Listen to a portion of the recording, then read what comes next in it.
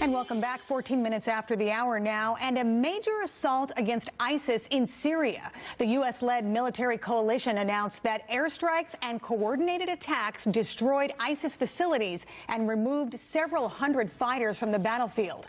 The news comes just days after President Trump ordered the withdrawal of American troops from Syria. Let's bring in Lieutenant Colonel Dakota Wood, Senior Research Fellow for Defense Programs at the Heritage Foundation. Colonel Wood, thanks for joining us today. No, my pleasure. Thanks. So I'm guessing this latest action probably leaves some people confused. The president had said we had defeated ISIS and that he was withdrawing as many as 2,000 troops. Now we're seeing airstrikes. Can you help us explain that? Yeah, well, there's no contradiction. I mean, the U.S. will continue to have interests in the Middle East and take strikes as appropriate against entities like ISIS that threaten U.S. interests or prove to be a destabilizing force. But the president has talked about withdrawing the ground forces, the 2,000 or so troops that have been working with the Syrian democratic forces on the ground. So withdrawing ground forces is not the same thing as withdrawing from the region. And I think that's really the key point that needs to be made here. And we know the attacks were carried out from December 16th through the 22nd in the Middle Euphrates River Valley, according to the news release from Operation Inherent Resolve, as this is called. What more can you tell us about how successful these airstrikes were and what they were intended to do?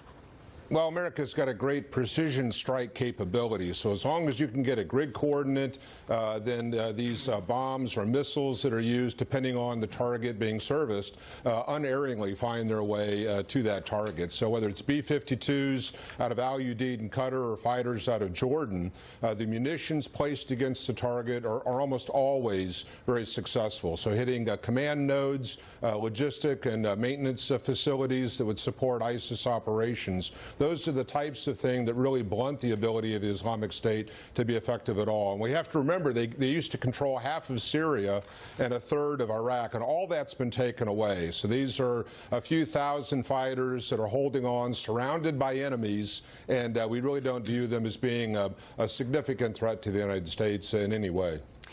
So there's been so much criticism against the president coming from both sides of the aisle about this withdrawal of troops.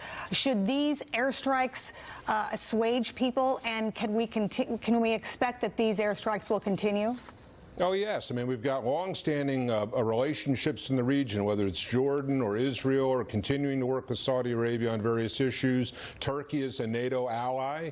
They have given assurances that they're going to help contain the ISIS problem as well. But whether we continue to hold U.S. ground forces there in Syria when it's in such turmoil as an internal problem, I mean, really that's at the heart of the debate. You know, how long do you continue to be there? And the president's been frustrated by lack of clear answers on what's the theory of victory. I mean, how, conditions on the ground to drive these things, but what are those conditions? And with the SDF forces, holding their own, with Turkey having an interest in the region, we don't want to come into open confrontation with government of Syria forces. So he, as commander-in-chief of the military and as executive for the United States, has determined that the time for U.S. ground presence is at an end. But that certainly does not mean that we won't continue to prosecute targets that are aligned with our larger regional and strategic interests. Okay, and you talk about our alliances in the region, and you mentioned Turkey as a NATO ally, but can we really rely on Turkey in that region to help defeat ISIS? Oh, I think so. I mean, they have an enduring interest as well. So nobody wants a destabilizing entity like the Islamic State to hold terrain as they did in the past. I mean, nobody benefits from that.